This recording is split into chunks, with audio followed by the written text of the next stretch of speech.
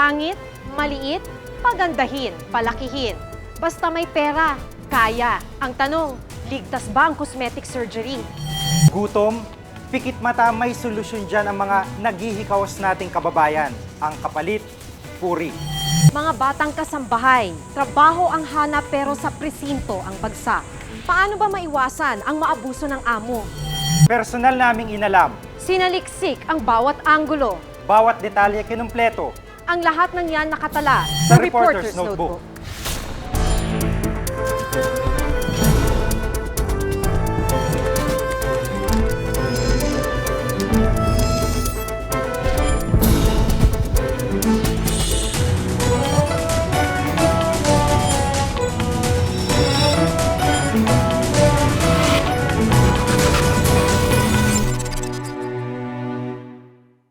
Pango o sarat na ilong, maliit na dibdib, malaki ang mata. Pekas, pilat, marka ng tigyawat, lahat ng yan may solusyon na. Maraming klinika ang nangangako ng ganda ni Eva. Ang tanong, ligtas ba?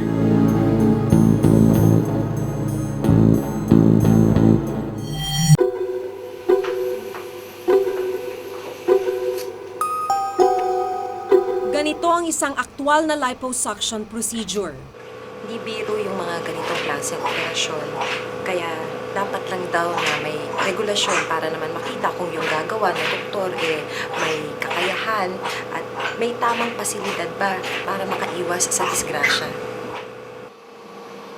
Anesthesia pa lang pwede nang magdulot ng sari-saring komplikasyon.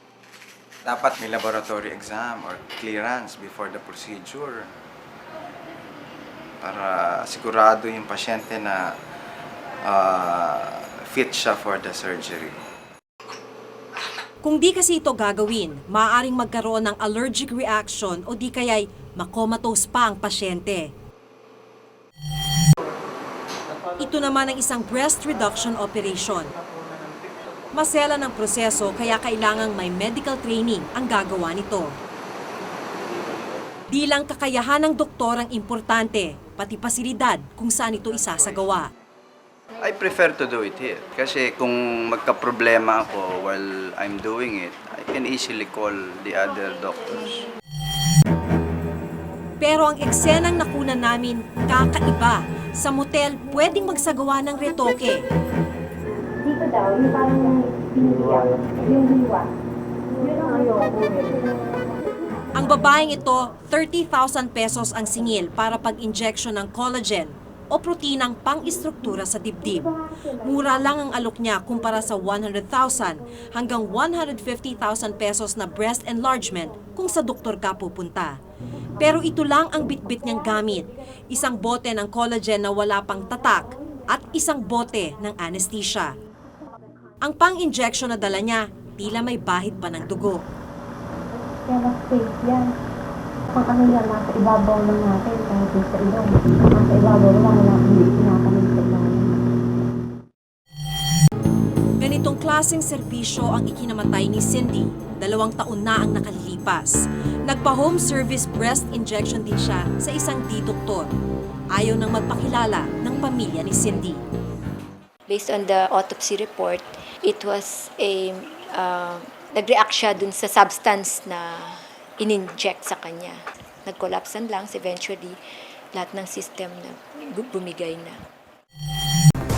Lubos ang pagdadalamhati ng pamilya ng dalagang namatay matapos sumailalim sa breast enlargement procedure. Ilang beses na tayong nabulabog ng ganitong mga balita. Pero ni isa sa mga ahensya ng pamahalaan walang record ng bilang ng mga biktima. Kung hindi ito nakatala sa ating pamahalaan, paano magkakaroon ng tamang perspektiba tungkol sa problema? Paano makakahanap ng tamang solusyon?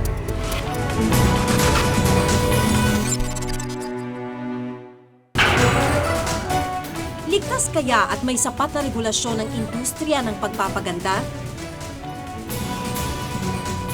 Next stop, Italy. Si Rhea nasa Eternal City Nandito tayo sa Wishing Fountain ng Rome. at nakuha ang wish niya. Narating niya ang Vatican, ang Colosseum at ang siyudad ng Mafia. Pero di siya na homesick dahil sa Little Tondo ng Palermo. At sa Pinoy, Ricky Martin. Nakilala pa ni Ivan ang nanay niya sa Cavite. Pero sa pagitan ng magkababayan, may alitan palang nauwi sa patayan. Hindi magagawa ng isang tao na normal yun. 12 na saksak. Pinoy Abroad, Miyerkules ng gabi sa GMA.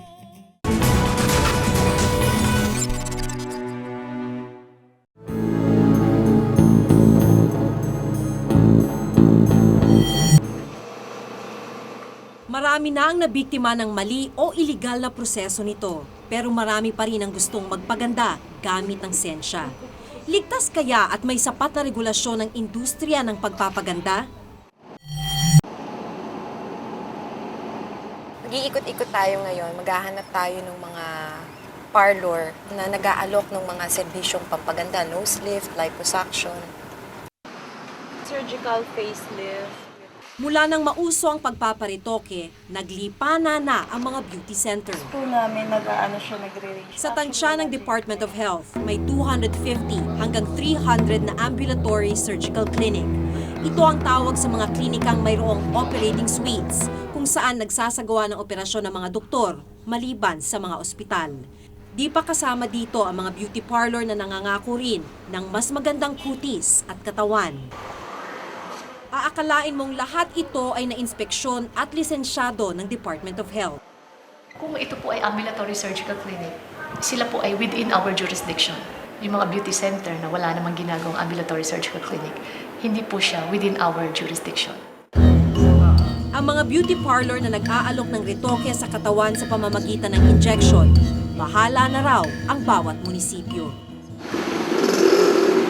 Ito naman ang sagot ng 3 lungsod na may pinakamaraming bilang ng beauty center ayon sa DOH. Kasi yung beauty parlor, hindi naman inaano yun eh.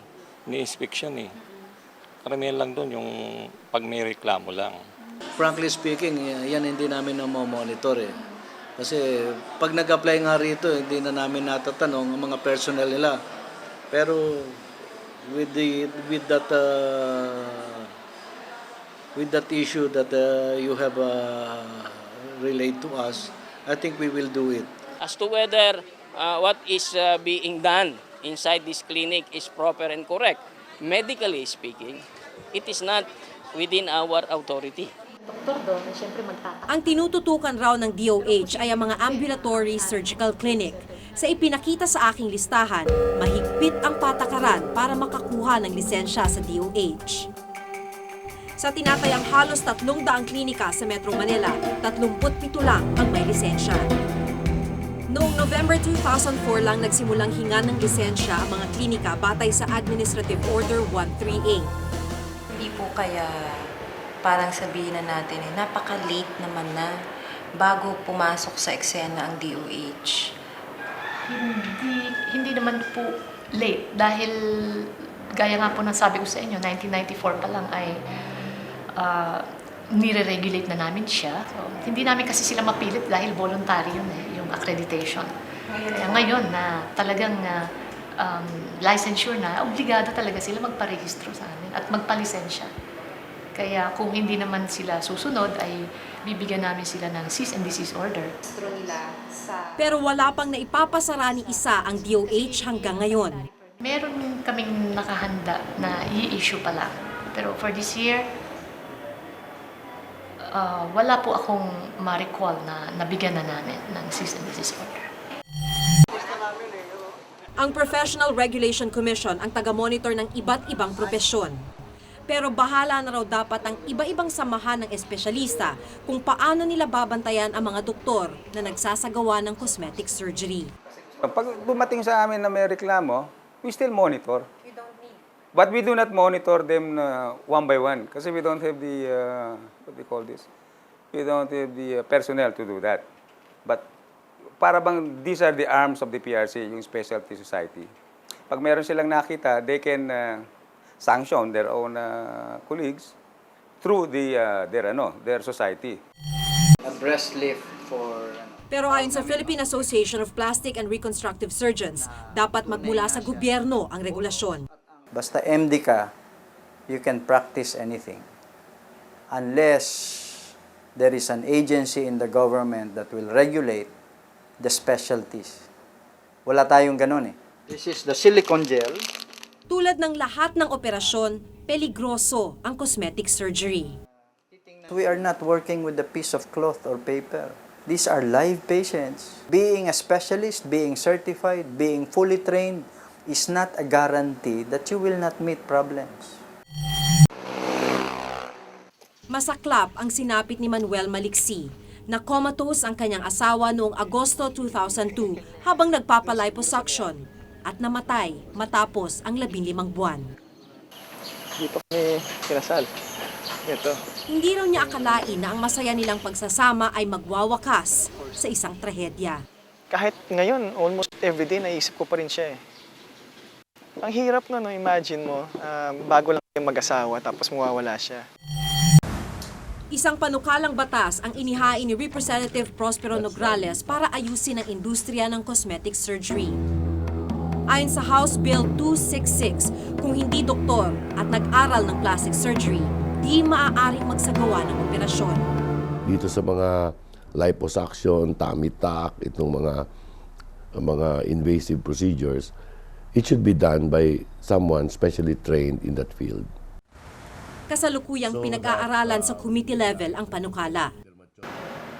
Pero ngayon pa lang, umaangal na ang mga nagtapos ng pagdodoktor na walang residency sa plastic surgery. Hindi fair eh. Kasi as what I've said, may two organizations yan. So they're more of for the vehicular accidents, mga reconstruction talaga, yung mga nababasag yung mukha. Sa kanila na namin binibigay yan. Pero with our group, sa amin yung mga well patients, yung mga enhancements lang. Hindi naman natin nililimit yung mga practice ng doktor. Ang sinasabi lang natin, kanya-kanyang linya. In other words, kung hindi mo linya ito, huwag mong pasukan. Wala namang masama sa pagpapaganda. Kailangan lang tiyakin na mapagkakatiwalaan ang gagawa nito. Baka sa halip na mas magandang mukha at katawan ang lumabas sa klinika, isang malamig na bangkay ang kailangan namang paglamayan. Ako si Maki Pulido at ito ang nakatala sa aking Reporter's Notebook.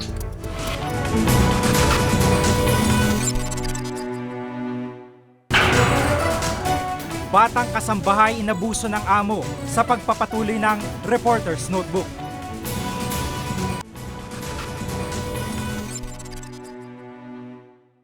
Menor de edad pa lang pero wala na sa eskwela at nagsisikap ng kumita ng pera. Di alam ang karapatan, di alam kung saan tatakbo kapag inabuso. Kailan lang isang kasambahay ang niligtas. Mula sa malupit daw niyang amo.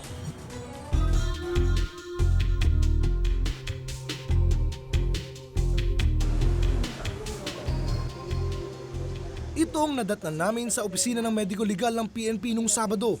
Isang batang kasambahay, idinulog ng Visayan Forum. Minaltrato raw ng kanyang mga amo.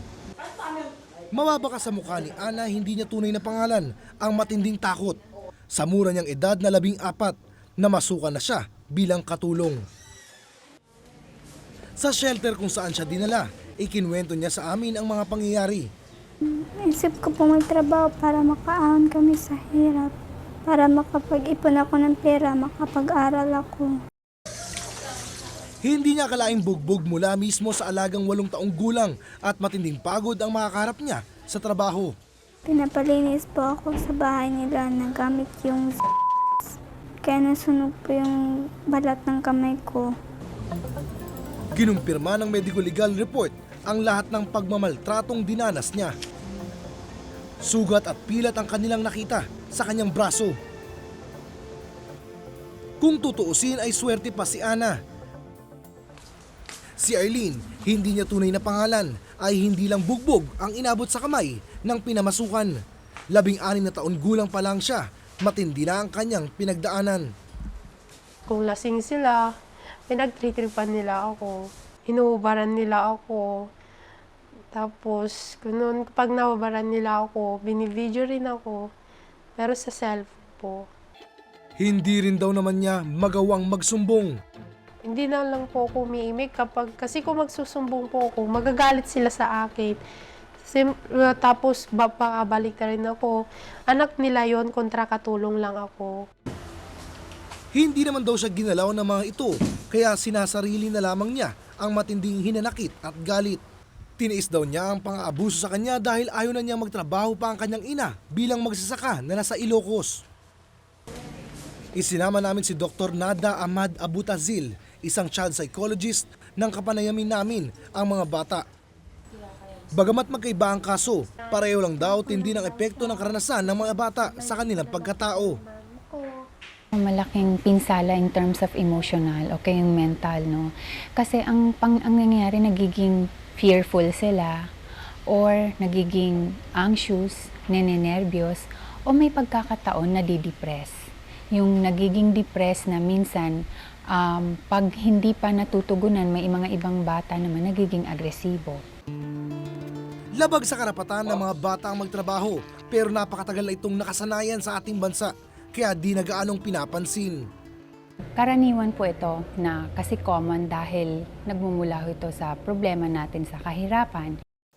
Ayon sa NSO, mayroong mahigit kumulang 300,000 kabataan ang namamasukan bilang kasambahay sa Pilipinas. Marami muna sa mga ito nakakaranas ng kung anong-anong pang-aabuso. Ayon pa sa report na ito na ginawa noong taong 2001, karamihan sa kanila ay nasa edad na 5 hanggang 17 taong gulang. Sa pagtaya ng Visayan Forum, umaabot na ito sa higit 1 milyon ngayong taong ito. Walang linggo sa buong operasyon ng Visayan Forum na wala kaming natatanggap na kaso ng mga bata at mga kababaihan na nanggaling sa sektor ng kasambahay. Bagamat aminado silang walang tiyak na bilang kung ilan sa mga batang kasambahay ang naaabuso, nababahala ang grupo sa mga kasong naidudulog sa kanila. May namatay sa center namin na isang kasambahay. Inabuso siya ng kanyang amo, pinainom siya ng liquid detergent at saka nasunog yung lahat ng bituka niya. Kakulangan naman ng batas ang kanilang itinuturong dahilan. Sa Labor Code, sinasabi din dito na ang kasambahay ay mag-a-administer ng pagbigay ng comfort doon sa mga pamilya.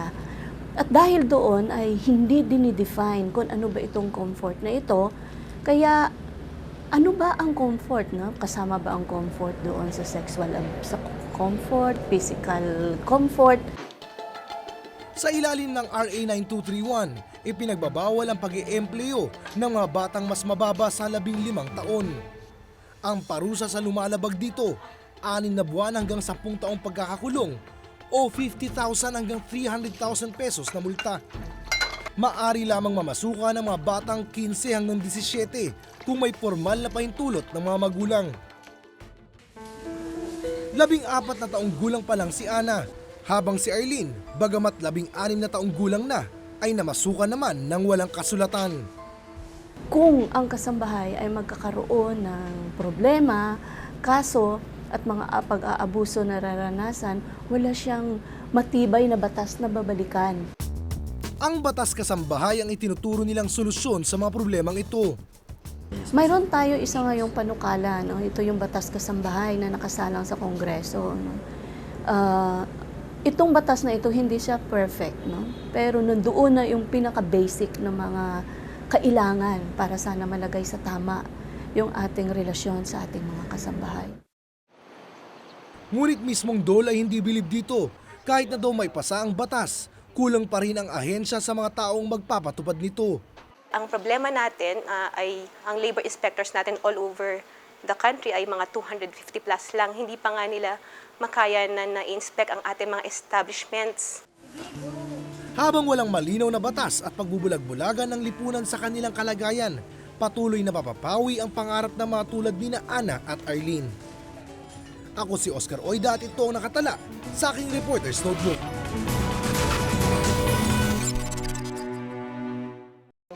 Ipinagpapalit ng ilang kababaihan ang kanilang puri para sa ilang kilo ng bigas.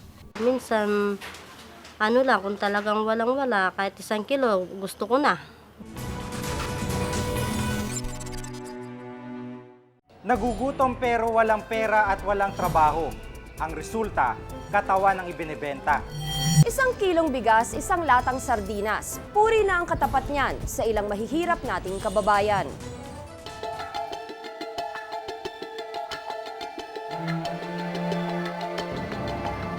Sa madidilim na sulok ng Metro Manila, gabi-gabi, may mga ganitong eksena. Ilan kailangan pa babae, boss? Ha? Ilan pa kailangan? Mga 3 pa siguro. 3 pa. 3 pa kailangan. Tag-isa. Magkano daw? Yung 500 yan na nawa. Pero kung minsan, kahit di pera, pinapatos na, magkaroon lang ng laman ang tiyan. Sa Pampanga, nadiskubre naming may palit bigas. Sa ganitong kalakaran, ipinagpapalit ng ilang kababaihan ang kanilang puri para sa ilang kilo ng bigas. Matapos umabog ang Mount Pinatubo, maraming babae ang napilitang gawin ito. Mairaos lang ang gutom ng pamilya. Mistulang winalis kasi ng trahedya ang kanilang kabuhayan. Si Ella, di niya tunay na pangalan. Sa edad na 25, 4 na ang anak niya. Solo niyang binubuhay ang mga bata matapos walayan ang kanyang mister. Batugan daw ito at may mga bisyo pa. Dahil hindi siya nakatapos ng pag-aaral at ayaw niyang magtrabaho ng malayo sa kanyang mga anak, ginamit ni Ella ang katawan bilang puhunan. Yung serbisyo niyo, ano po yung binabayaran ng bigas? Siyempre po yung katawan ko. Natural lang po yung kasi di naman bibigyan kung di ka mo pagbibigyan. Kadalasan, 5 kilong bigas ang bayad sa kanya. Minsan, ano lang, kung talagang walang-wala, kahit 1 kilo, gusto ko na. Basta makakain na lang yung anak ko, ganun. 2 taon ding inilihim ni Ella sa kanyang mga anak kung saan niya kinukuha ang ipinapakain niya sa kanila. Pero nagkakaisip na raw ang kanyang mga anak at nagtatanong na. Kaya nagdesisyon si Ella na magbagong buhay. Tulad ko ngayon, nanggugonsilyo na lang po ako. Kasi gusto ko na magbagong buhay, mga babaeng anak ko. Siyempre, lumalaki na sila, magkakaisip na. Habang panahon ba gagawin mo ganyan? Sinuportahan si Ella ng grupong Amihan, isang samahan ng kababaihang magbubukid. Yung mga willing na magpatulong, bali inihahanap natin ng refuge center, tapos may counseling. Kasi yung may mga women's center naman dito sa Maynila na tumutulong doon sa mga kababaihang ganyan. Tumutulong ang Amihan na magkaroon ng puhunan ang kababaihang nagnanais magbagong buhay para sa maliit na negosyo. Ang problema, minsan, bago pa man masimulan o mapalago ang negosyo, ubos na ang puhunan. Nagamit na sa nagkasakit na anak o sa iba pang matinding pangangailangan. May mga umaalis. Kaya lang, pag panahon na uli ng nagipit na naman. Kaya ang mangyayari sa babae, matutulak siya na pasukin na naman yung ayaw niyang pasukin na trabaho. Kaya tahimik na dumarami ang gaya ni Ella. Sa loob ng compound ng kulungang ito, may mga babaeng nasasadlak din sa pagbebenta ng katawan para lang malamanan ang kumakalam nilang tiyan. Ang kanilang mga customer, mga preso. Palit sardinas ang tawag sa babaeng nagbebenta ng kanyang katawan sa mga preso. Tuwing Biyernes kasi, may rancho na ipinapamahagi sa mga nakakulong. Rancho ang tawag sa supat ng pagkain na may karaniwang laman na sardinas. Dito namin nakilala si Manang Glo, 48 taong gulang pa lang, pero di hamak na mas matanda ang itsura. Biyuda siya at may 3 anak sa probinsya. Dati siyang nagtatrabaho bilang kasambahay para suportahan ang pamilya. Hindi niya kinaya ang trabaho, kaya napilitan siyang umasa sa rancho ng mga preso. Nagpapasa-pasa siya sa iba't ibang lalaki, pero ngayon may kinakasama na siya. Itong napatayo ng kubo sa akin, yan ang nagabuhay sa akin ng pagdala na ranso. Si Manang Glo, mistula na ring presong hindi makatakas sa kanyang kinalalagyan. Yun, sabi dito na lang ka dito sa akin. Buhayon ta ka, basta diyan ka lang sa bahay mo. Para pag dating ko, nandiyan ka rin. Para makaluto kami ng pagkain. Ayon kay Marion Cabrera ng Institute for Women's Studies, sa papahirap nating lipunan, ang mga babae ang mas nahihirapan. Kasi if you look at it, budgeting in Filipino society really falls under the turf of the women. Once pumasok na yung needs ng mga bata, mas nako-complicate yung issue. Hindi mo masabing, ay, bukas na lang ako bibili, may papakainin ka today. Hindi raw ibig sabihin nito na mahina ang moralidad ng mga Pilipina. Minsan nasasagad ka, napupush ka dun sa ganung klase ng mga sitwasyon for a lack of opportunities also for yourself. Tumitindi ang pagkapit sa patalim ng ating mga kababaihan. Sa sitwasyon nila, sana mas unahin ang pagtulong kesa paghusga. Ako si Tina Panganiban Perez at ito ang nakatala sa aking Reporter's Notebook.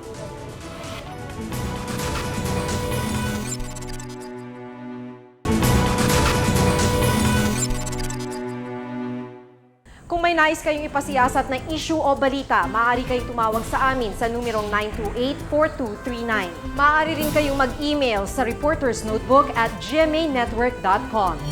Para sa malalimang pagtingin sa mga issue at balita, samahan nyo kaming muli sa susunod na Martes. Ako si Jiggy Manikad. Ako si Maki Pulido at ito ang Reporter's Notebook.